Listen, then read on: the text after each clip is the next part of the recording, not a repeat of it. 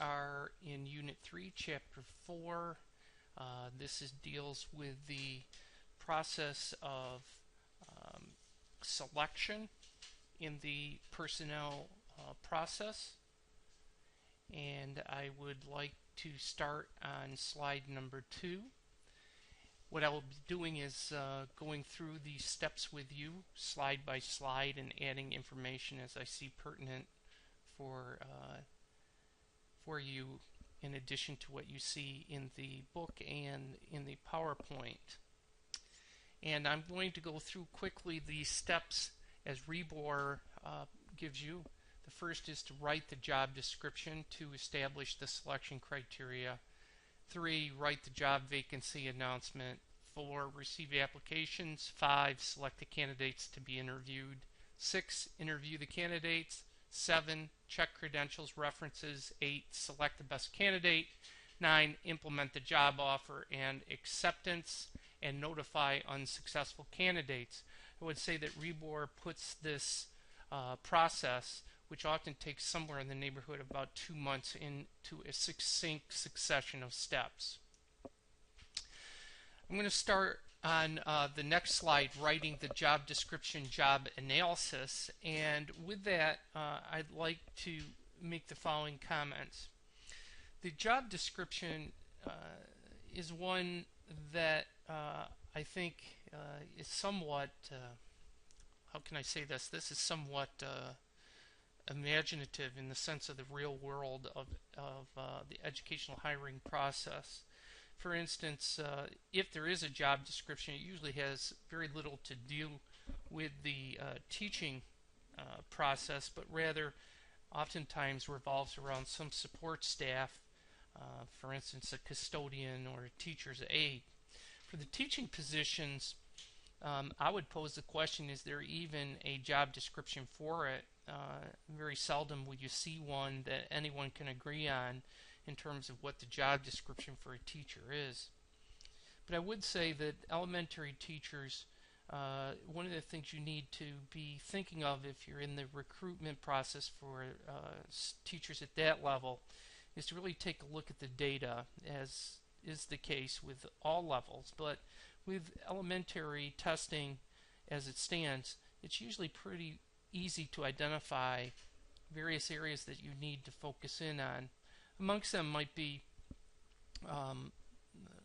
math, or a literacy person, or perhaps something even more specialized, such as a reading recovery specialist, a speech and language pathologist, something along those lines.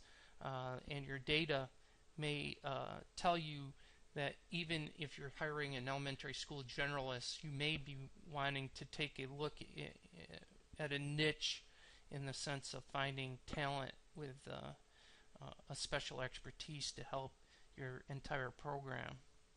In the middle school and secondary, the job description per se is more curricular driven. For instance, you are going to need a phys ed teacher, a 7th grade ELA teacher, or a high school special ed teacher with a science background, perhaps. So the job description, in some senses, is defined by the opening that you have. Although oftentimes data can lead you to a specialist in a certain area who might have an expertise in a particular math level that you're having difficulty with, or some other similar circumstance. I'm moving on to the next slide, which is establishing the selection criteria. Again, I think you have to base this on what your data is telling you.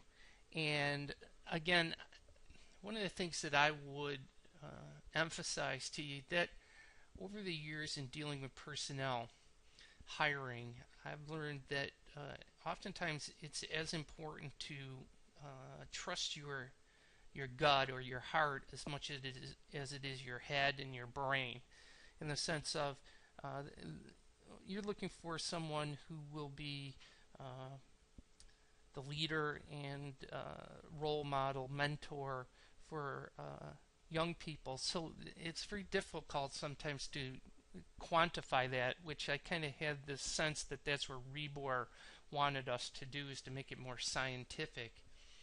But I would say to you is it's really a holistic kind of impression that I think is the most successful way to hire people. And secondly, a question that needs to be hashed out early in this process is who is making the selection per se. In other words, if you have a committee involved, is a committee consensus going to be how the candidate is chosen, or will that selection be the function of administration? My advice to you is to always have the prerogative of making the ultimate choice, because as an administrator, the ultimate responsibility for the candidate's job performance will fall under your auspices. So it's important for you to feel comfortable with the hire. So if you do use a committee, which I would recommend, make sure from the beginning of the process that they understand that they are for advisory purposes only, and that you certainly will take their criteria and their advice into consideration. My experience has been that in all of the times that I ever used a committee in a hiring process, that there was no disjunction between what the committee saw and what I saw as terms of my comfort level with making a hire. Basically, what you see, others will see, and if you have a good school culture and a basic understanding of the core values of the educational mission of your school, everybody will most likely be on the same page at the end of a process. I'm going to go on to the next slide, which is writing the job vacancy announcement and advertising the position. Again, oftentimes this is a function of district office. I would advise you as a building level administrator that if there's something special that you want in an advertisement, albeit online or in a newspaper, however the medium that the job will be posted, to make sure that you have expressed your desires for that ad. Usually the person writing that will certainly appreciate any input that you can give him or her. I'm going down to the next slide, which is receiving applications. There's really two schools of thought on this. Rebor talks about a centralized situation where all applications go through district office. I would propose to you that if you are working in a very small district with few administrators, sometimes this process can work as a decentralized function. So in other words, applications and supporting material would go directly to the building principal. However, in a larger system, for instance, Horry County, there is an office already set up for that, and obviously the advantages of using a central clearinghouse for this function are obvious. A couple of items to keep in mind when dealing with applications is how are they going to be handled. I would suggest to you that databases are important components of keeping track of all this information that will be coming in, all of the things that you will require of a candidate. Transcripts, official transcripts usually is the way to go for two reasons. One, they cannot be altered, and two, it oftentimes will reflect the seriousness of the candidate's application. How will all this paper that comes in be handled? There's a whole filing issue around this, and certainly in the world of technology, scanning, etc., can be an application for handling a lot of this paper.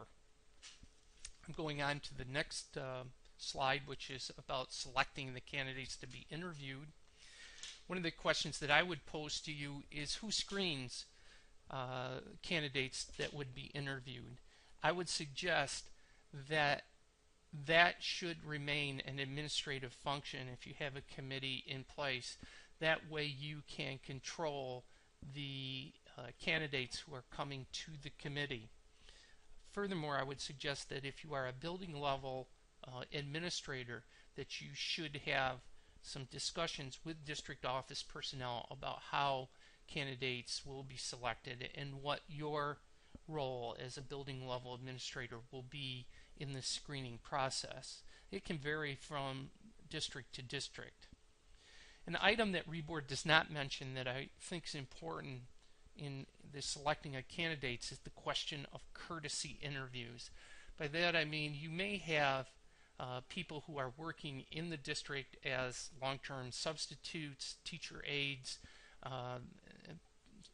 student teachers that are aware of the opening, and politically, if not substantially, it may make sense to offer an interview to these candidates in the sense that they have become tangentially at least a part of your culture, and you are recognizing their loyalty and or potential talent pool that you can tap that you already know about inside your building. Again, I mentioned to you previously that my recommendation is to go through a pre-screening with human resources, the superintendent, with the principal at the administrative level to pick the candidates. It's important that the principal at the building level be involved in the screening process, and oftentimes as a superintendent I would leave that screening after I had done an initial paper screen of a number of candidates up to the principal.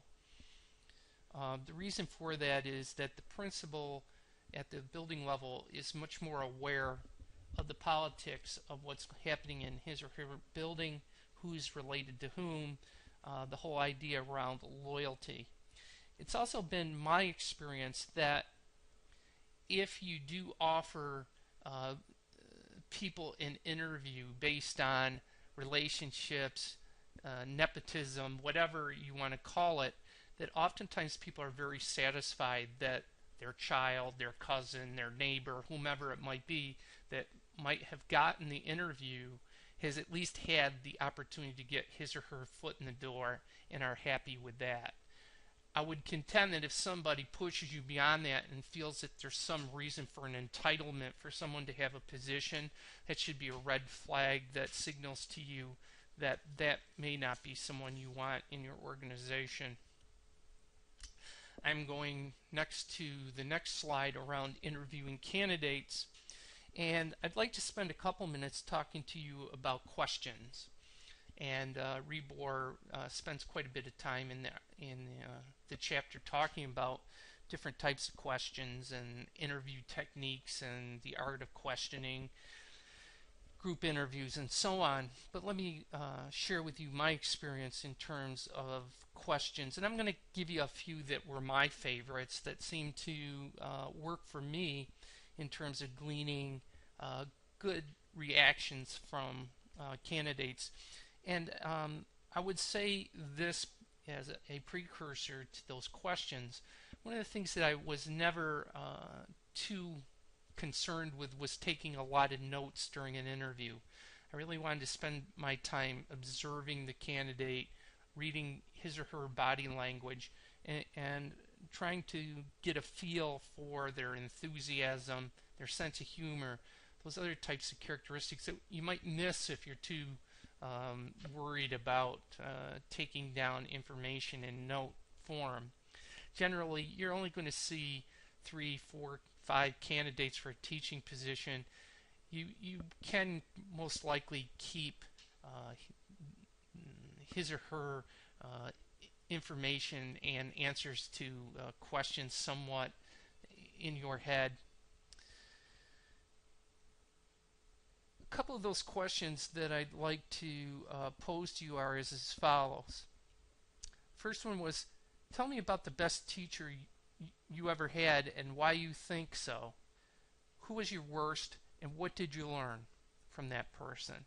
I always thought that that would give you a glimpse into what the candidate thought was good teaching, good basic characteristics of a good teacher, and also showed some savvy in class, whether or not they really badmouthed someone or how they couched the language around their worst teacher. The second interview question that I would often use was, tell me about a lesson that went perfect.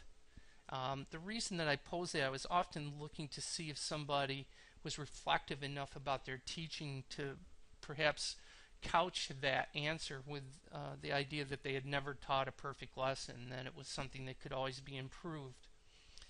And beyond that, I would often follow that up with a question about a lesson that fell short and why the teaching candidate felt that that particular lesson was not totally successful, and what he or she did to rectify that situation. Another question that I often asked was, who's your personal hero and why? Oftentimes wanted to hear what kind of values that a person would pose in terms of their role models. Why do you want to be a teacher? Pretty simple question, but you'd be surprised about how many people stumble and don't have a good idea why they want to be a teacher. Another question that I think is very open-ended and would tell me a lot about a teaching philosophy was the question of, how do students learn? Again, those are some examples of some questions that were useful for me. Obviously, over time and experience, you will craft your own. As I mentioned to you previously, I like to use these questions as an opportunity to watch a candidate's body language. And one of the things that is interesting to watch and can somewhat show you someone's teaching style is how does the candidate use a teaching portfolio? Do they use it effectively if they have one with them? Do they ignore it? Do they give it to you at the end? Oftentimes it will show you the preparation that someone has done before coming into the interview. Another couple of questions that I would pose that I think you should consider is, and I oftentimes use this with administrative interviews as well, is to give me 3 adjectives that describe your personality. And again, I think through that, by watching body language, you can get a sense of how well someone has reflected on their own character, their strengths, and their areas for growth.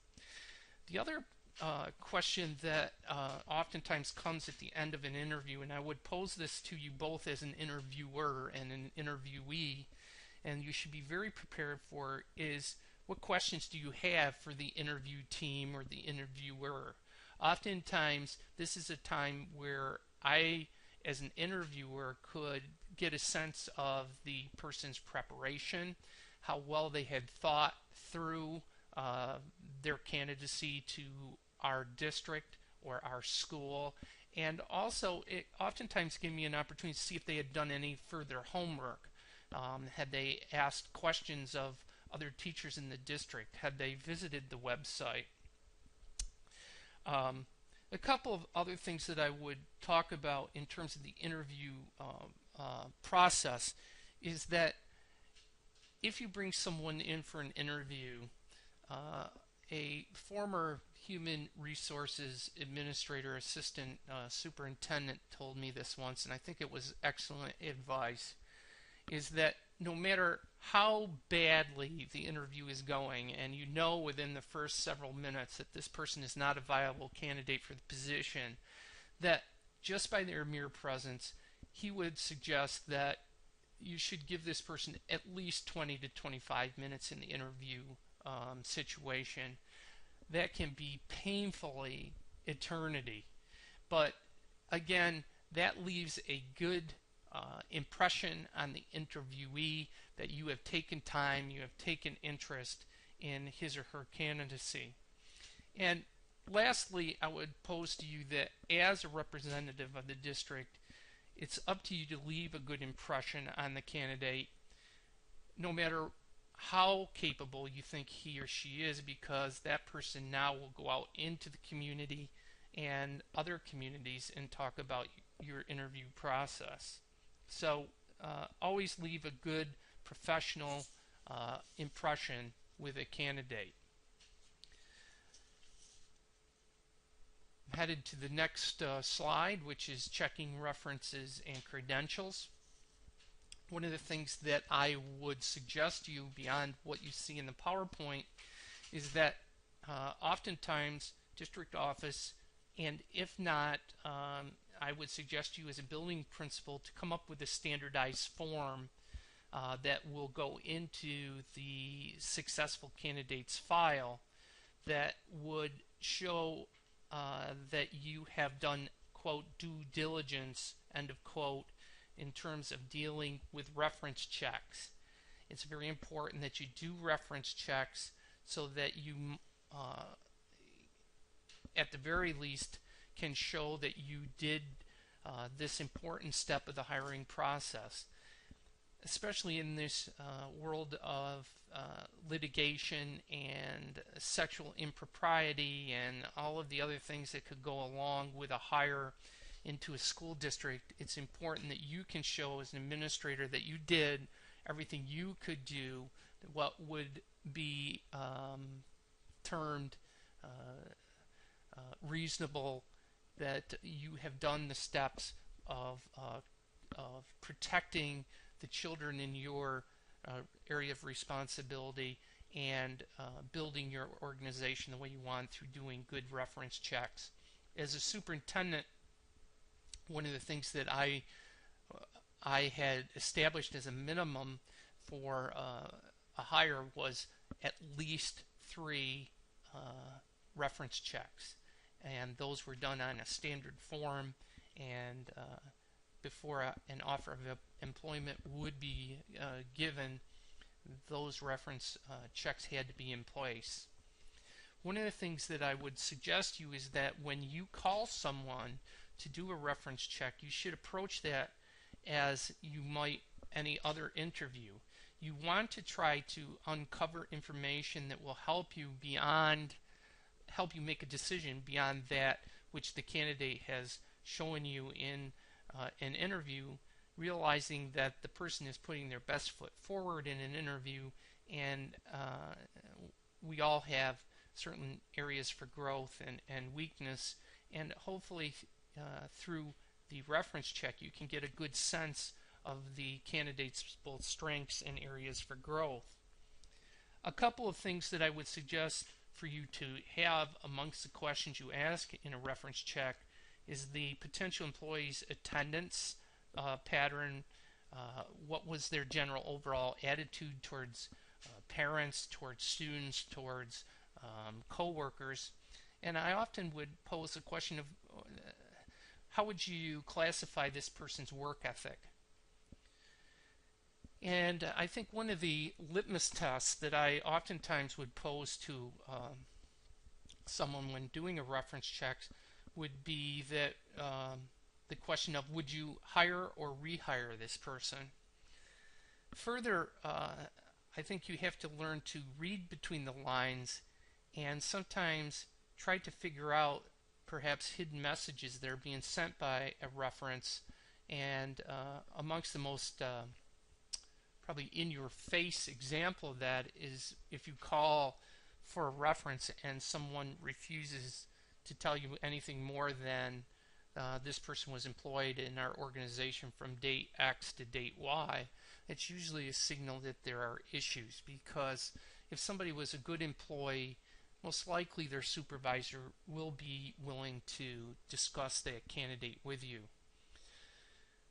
One of the things that I also would pose to you is that education is a very close community, and you have begun to develop through your cohort and through other means a network by which you can check unwritten references, that being people who would know a candidate and their work record who might not necessarily be listed on an application or in a letter of recommendation.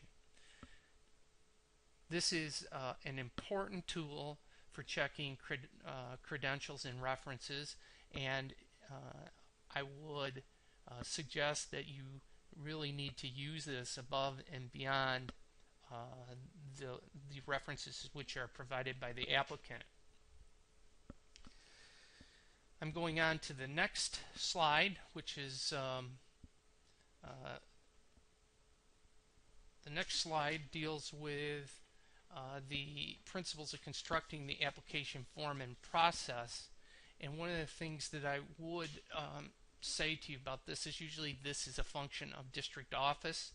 A lot of this is now going online, so you need to make sure that technologically these things work in terms of people being able to submit an application online.